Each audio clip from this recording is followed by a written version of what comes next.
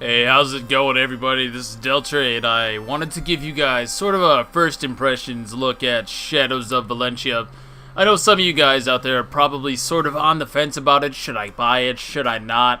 And I thought, at least for the people that are subscribed to me, that maybe a look from somebody who's sort of experienced with the Fire Emblem series as a whole. I mean, shoot, I played every single one of the games at least one time all the way through. Except for Radiant Dawn, but that's sort of a different story. So I kind of know what I'm talking about with the series, or at least I like to think that I do. I just spent about, God only knows how long, playing through the first act here. It's got to have been hours. Didn't have anything to do for the day, got the day off all to myself. My only responsibilities are to do my best to not die, and so far I've done just that. Regardless, I have to say Shadows of Valentia, very solid. Not even just solid, it's actually fantastic.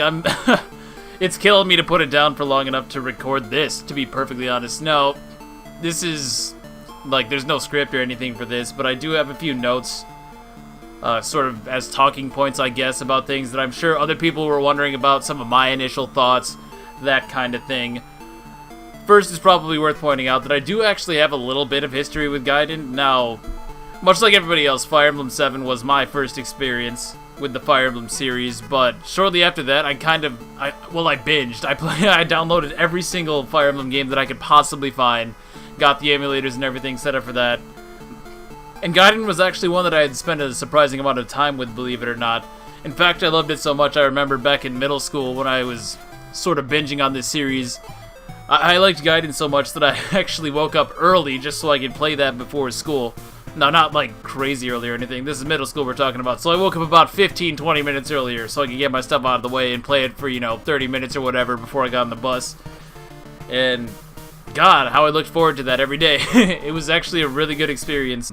I've sort of really liked the more experimental games in the series a lot.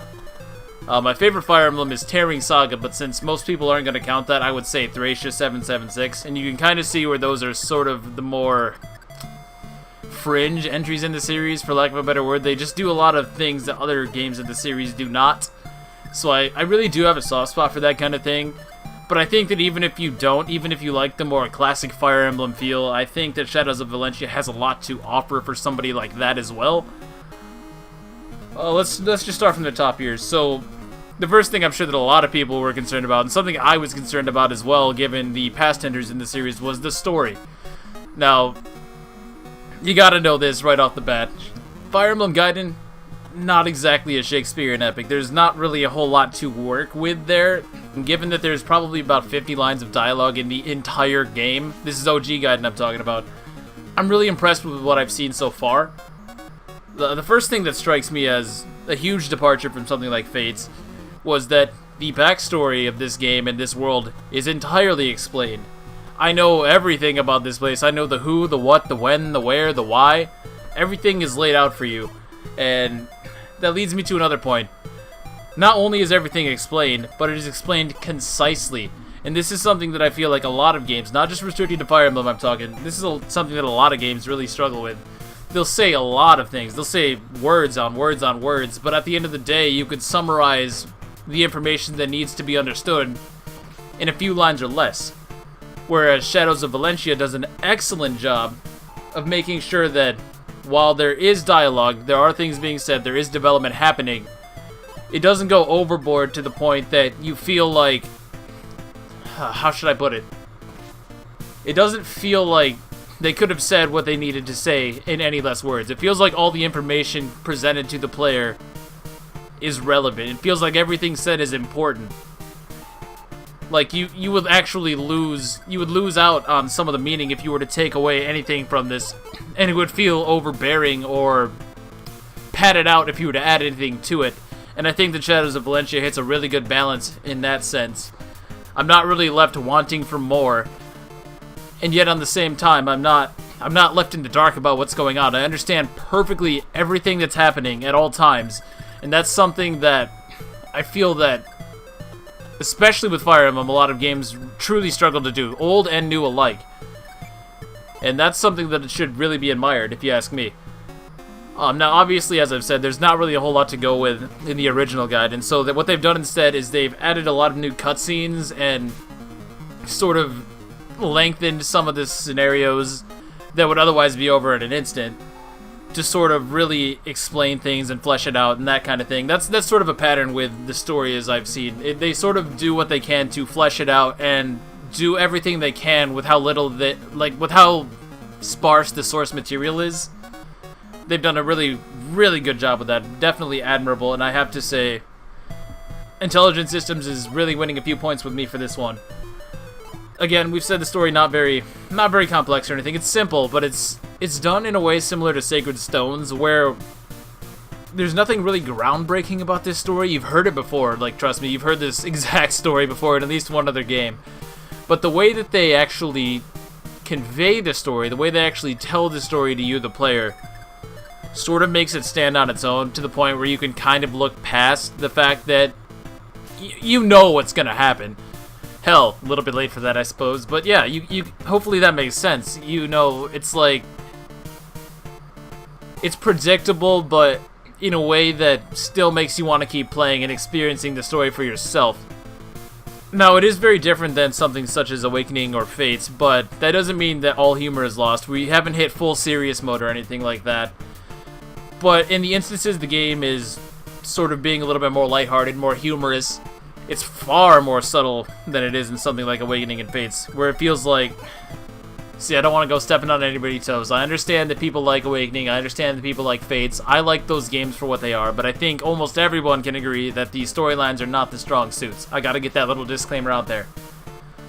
Whereas it feels like when Fates and Awakening are trying to be funny, they will beat you over the head with the point. You could almost hear the laugh track in the background, like, ah ha ha, insert laugh here. No. With Shadows of Valentia, it's really much more subtle. You're either going to get the joke or you're not, so it's like, if you don't get the joke, there's no harm. And if you do get the joke, you'll chuckle to yourself, and it's like, that was pretty funny, that was kind of witty, and that, you know, that sort of scenario. And I think that that's probably the way that Fire Emblem should go, in all honesty.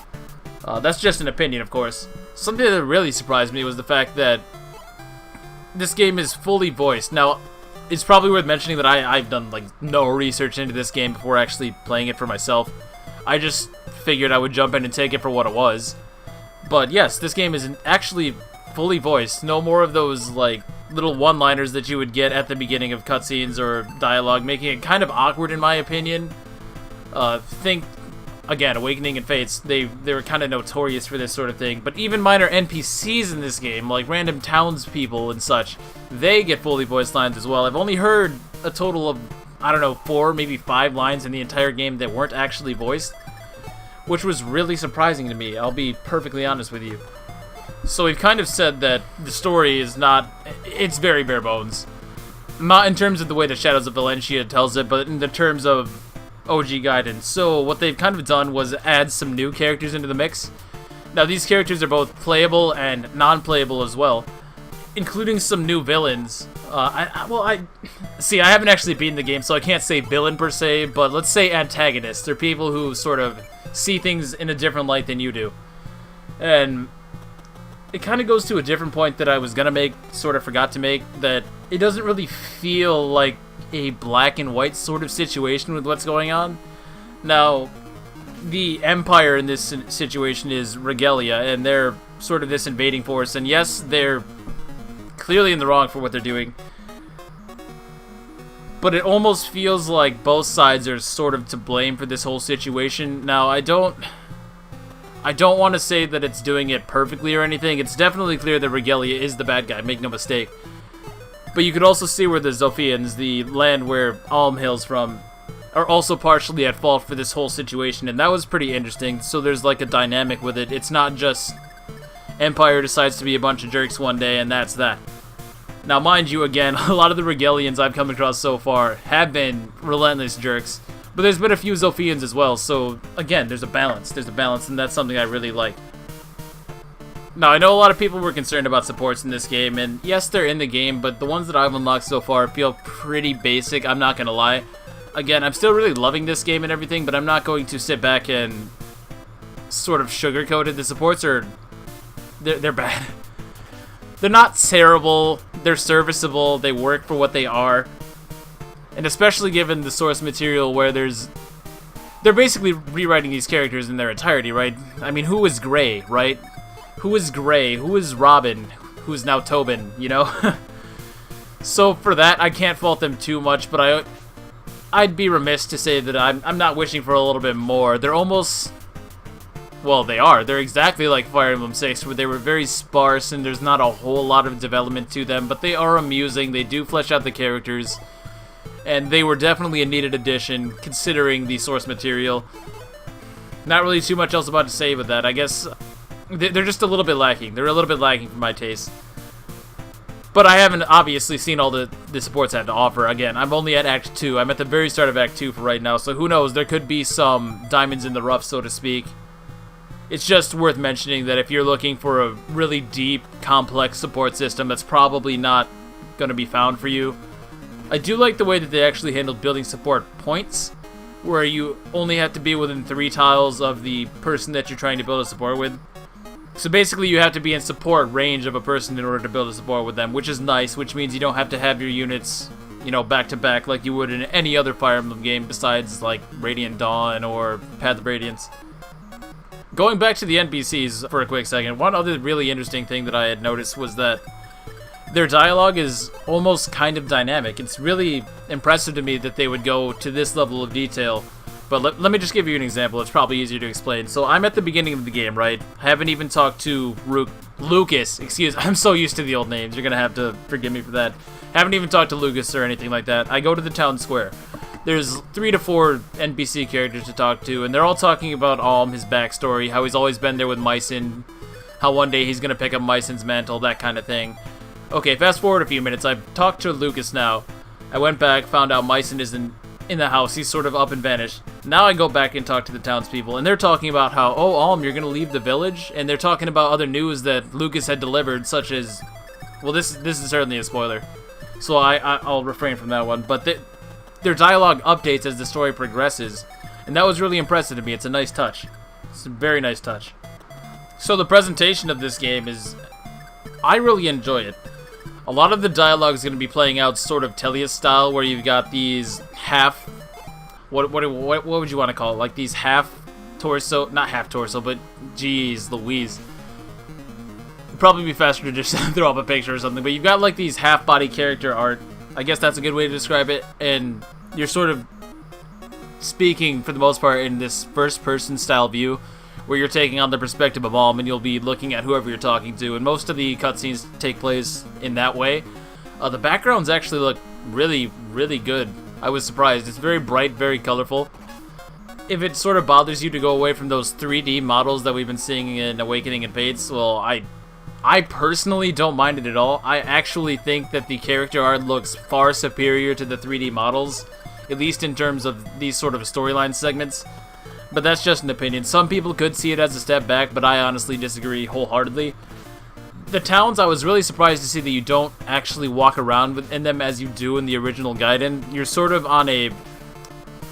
I don't know if any people have played Phoenix right, but it's sort of similar to that, where you select an area to move to. For example, I could be at my house, and then I can select to move to the town square, and so on and so forth.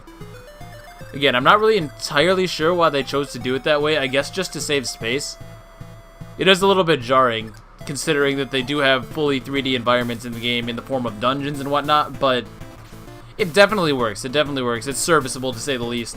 One thing that I do enjoy about these segments is, again, to go back to the Phoenix Wright example, they have an option to examine your surroundings, where you kind of move this cursor around and you can select on different objects and you can get some flavor text. They've also chosen to they've chosen to hide some items around the space, I guess, for lack of a better word. So if you see like a sword in the background, you can select that sword and you'll get it into your inventory. So that's pretty cool. It rewards observation, it rewards patience, and it rewards you for examining your surroundings. And that's definitely good. For the battles, I definitely think that the 3D models in this game are by far the best we've seen yet. I would extend that as far as to include Path of Radiance and Radiant Dawn. Now, I'm a little bit fuzzy on Radiant Dawn, so don't hold me to that, but I definitely think they are far and away the best ones we've seen on 3DS. That much I am certain. They're very... almost dynamic in a way. For example, I had Gray, who was being attacked by a brigand, No, I think he attacked the Brigand. He connects his first attack. The Brigand counters. He misses Gray, and Gray sort of dodges and counter attacks all in the same motion. So it feels very alive, for lack of a better word. It feels very dynamic. Feels very good, I guess. It feels good. You're not just jumping back to your starting position only to run up and attack them again. No, it feels like this is an actual living, breathing battle.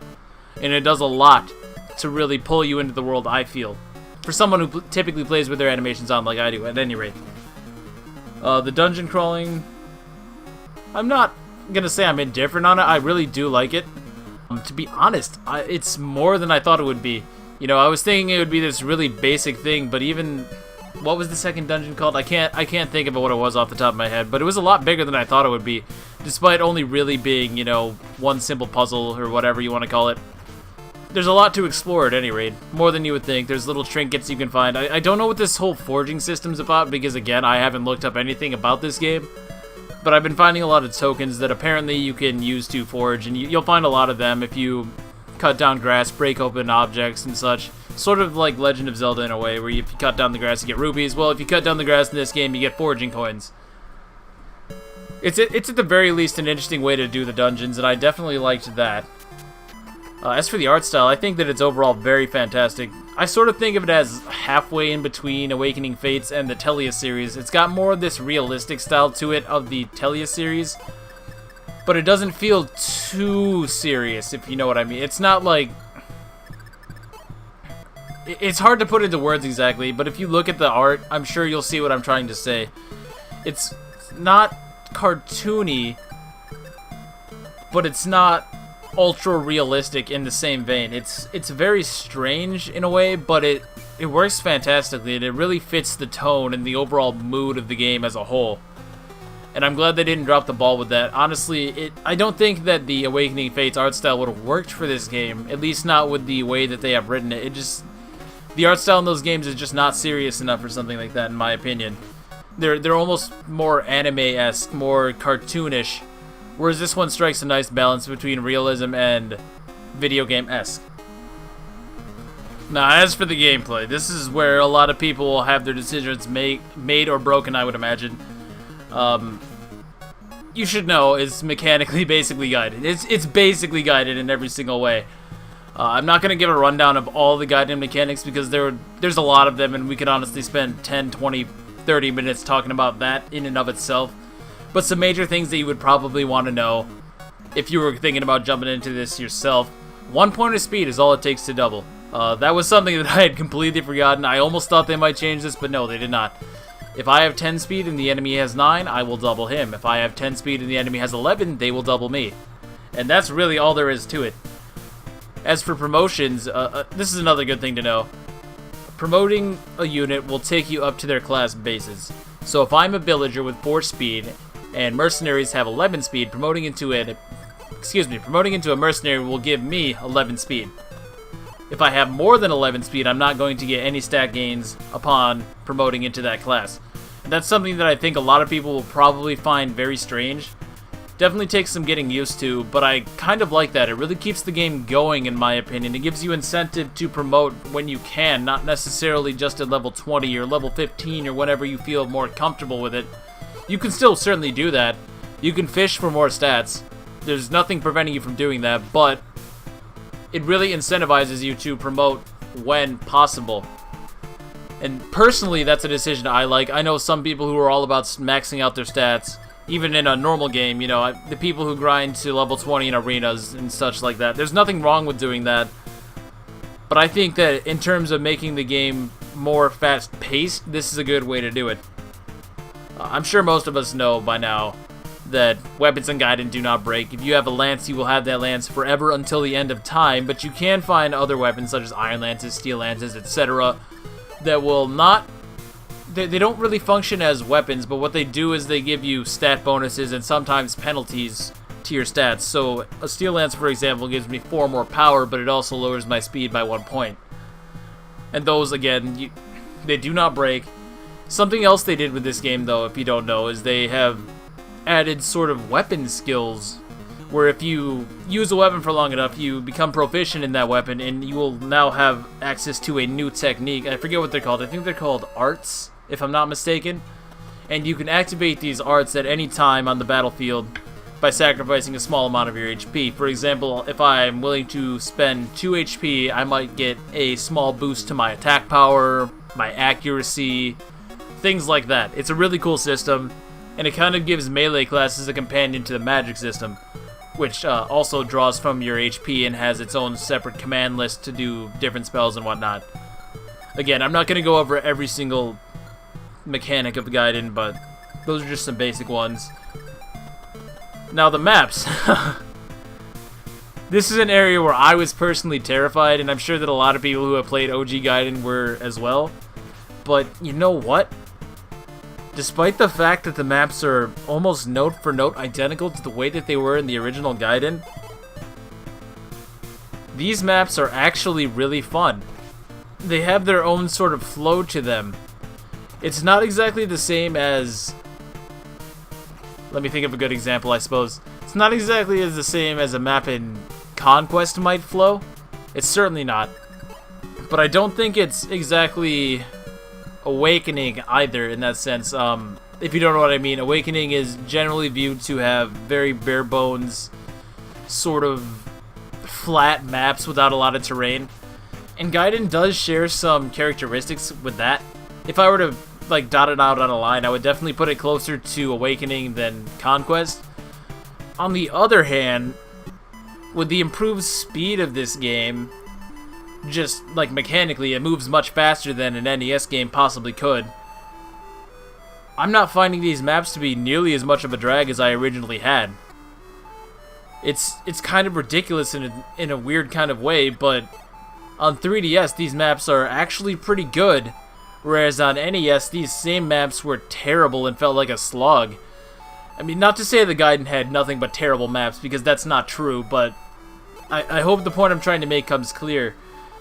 The maps, while very similar, if not outright the same as they were in Gaiden, work much better on 3DS. And I don't know what to tell you. I didn't ever see this coming, not in a million years, but that's honestly how I feel. And I wouldn't sugarcoat it if that were not the case. It's honestly stunning. I honestly don't know what else to say about that.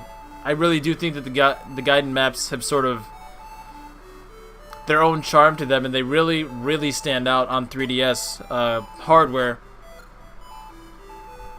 That's probably one of the most interesting things that I had noticed, but that is a personal opinion. I'm sure there are some people out there who say, well, no, Delta, you're full of crap, these maps are still garbage. Oh, that's your opinion. In my opinion, they're actually pretty damn good. At least in terms of 3DS. I still wouldn't want to go back and play the NES version of some of these, but it is what it is, I suppose. Another thing that you might be wondering about, if you aren't very familiar with the original Gaiden mechanics, is how friendly is this to somebody who has no idea what Gaiden's all about? What if I have just come in from Fates, and I've only maybe played the English-released Fire Emblem games? How does this stack up for me? What should I expect? Well, surprisingly, there are plenty of clues in the game that can help out a newer player if you're paying attention. And that's a very big part. If you are paying attention, if you are examining your surroundings, if you are getting that flavor text, there are plenty of things that will help you along the way.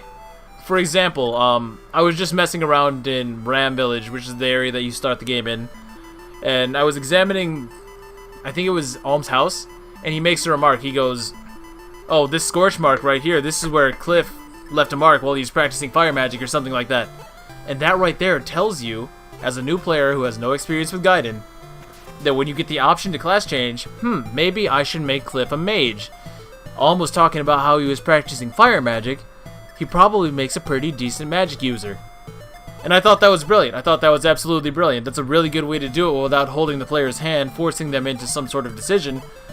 You can just kind of clue them in that maybe I want to make this character this type of unit, and so on and so forth. There's a few other ones. There was by the village entrance, if you examine the post, Alm will say something like, oh yeah, this is where me and Gray damaged this post while practicing sword fighting, so you can say to yourself, okay, maybe Gray doesn't make a half-bad mercenary.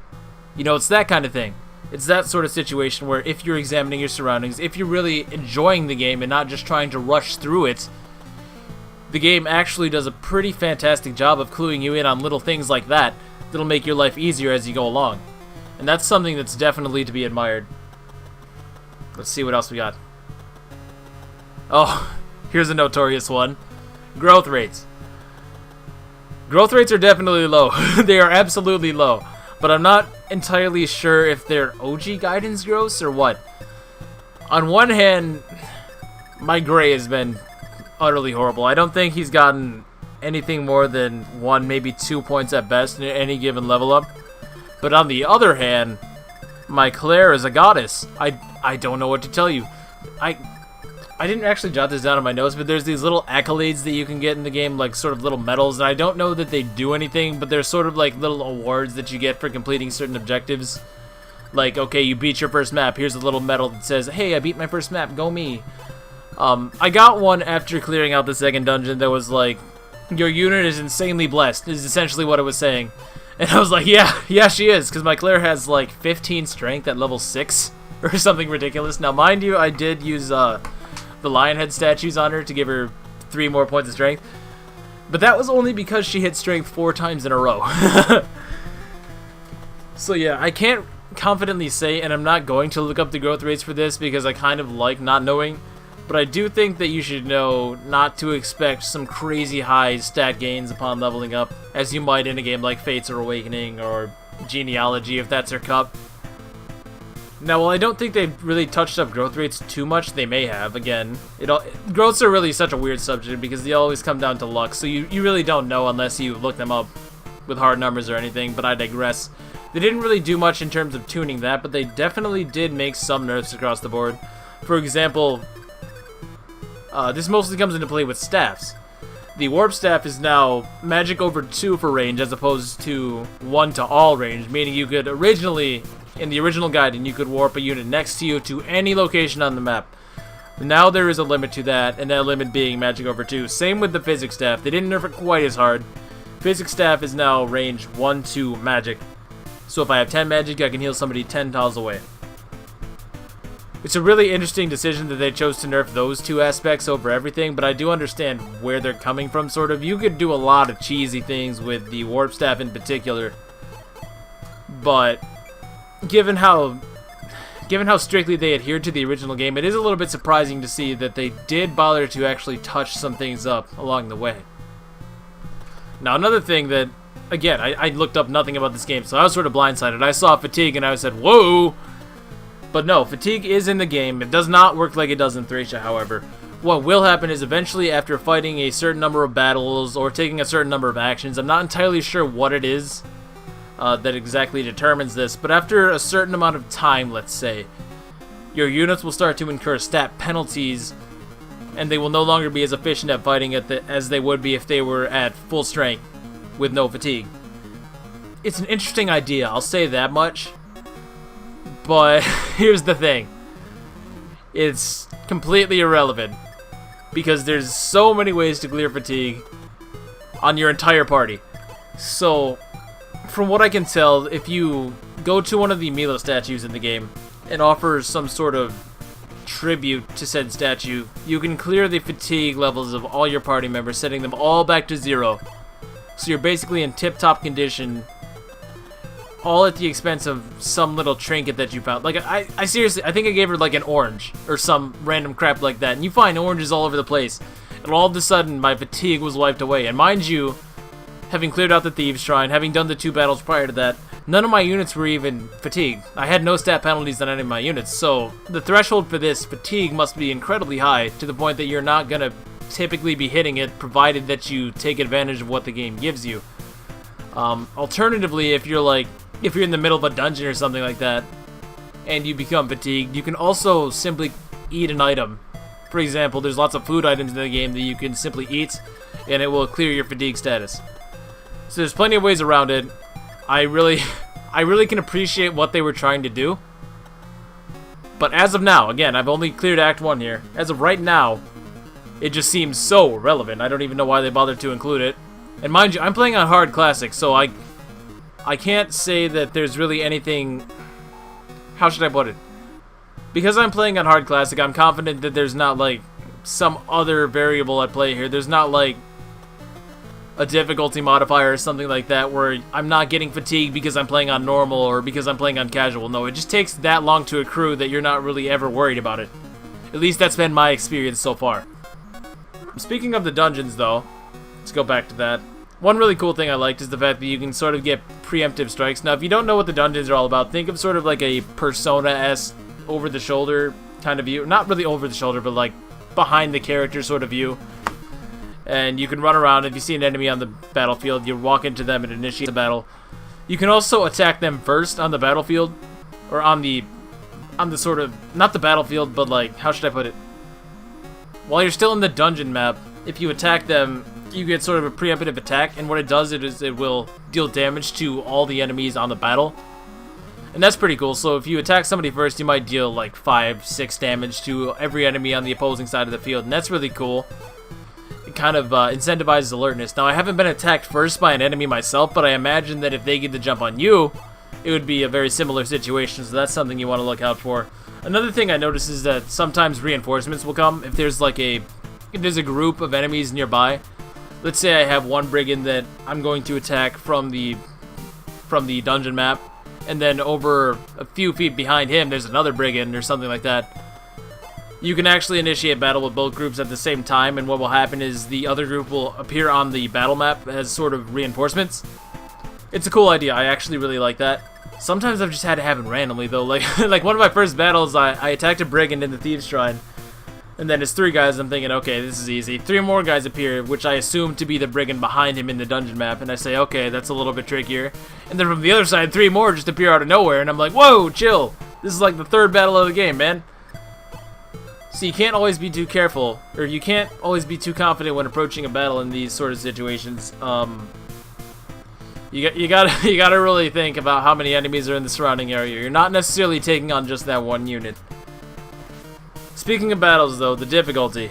Oh, like I said, I'm playing on hard classic. Honestly, this game has not really challenged me too much once I got reacquainted with the battle mechanics.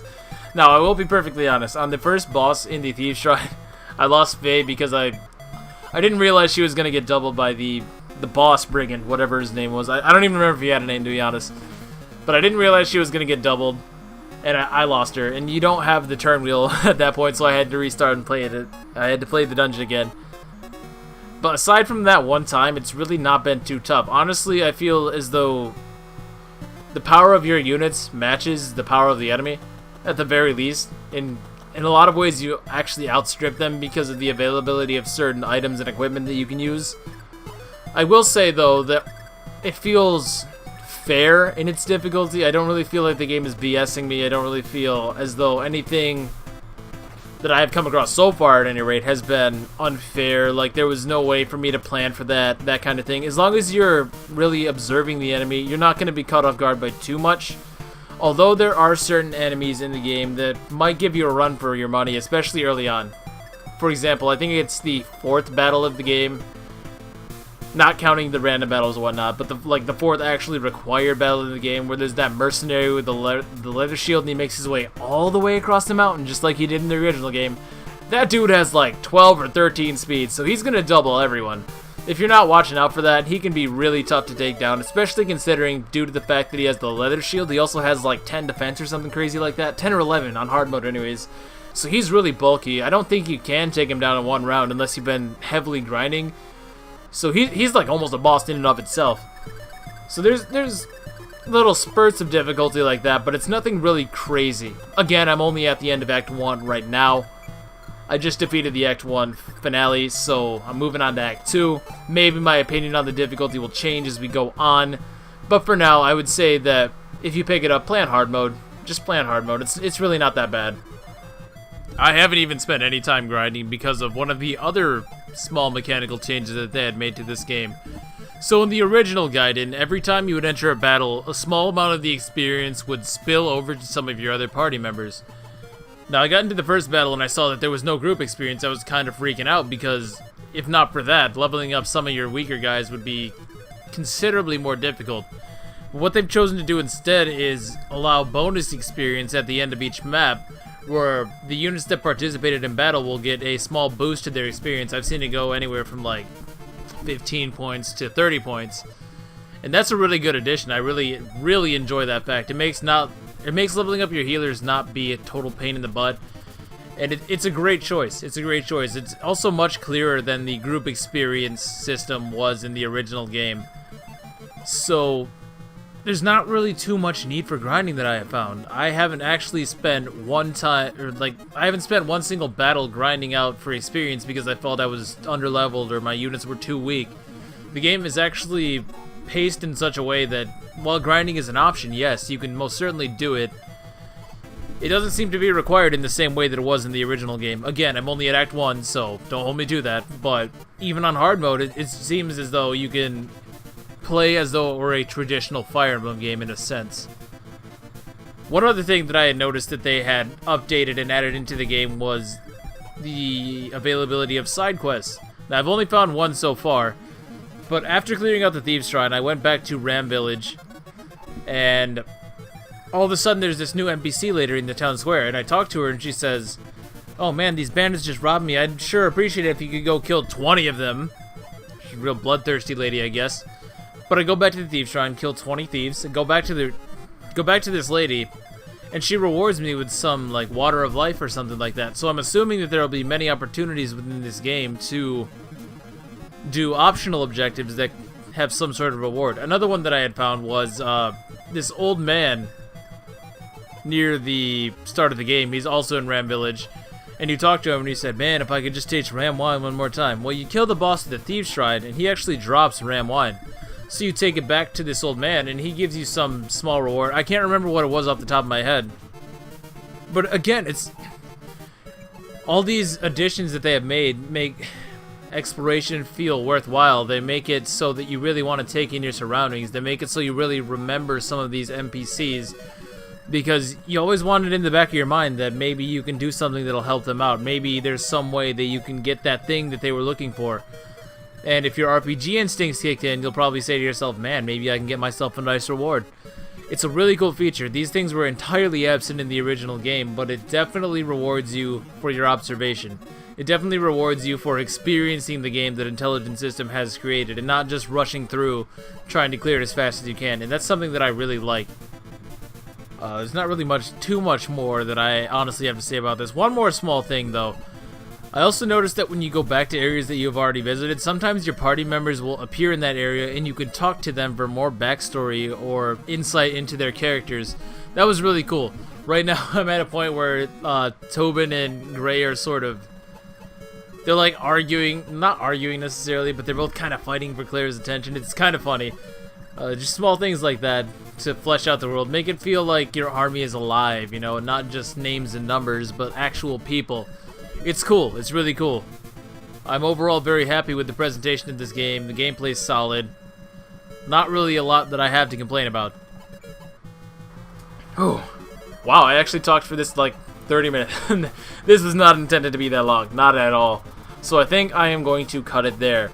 If you are undecided in this game, should you buy it? My answer, yes, absolutely. In Empirical, yes. I don't really understand some of the low review scores this game has been getting. I've seen the headlines, so I know that some places have been giving like, oh, 7 out of 10, 6 out of 10, or I think was the lowest I saw it. I don't understand that at all. I haven't delved into the actual review itself because, again, I've been trying to avoid spoilers.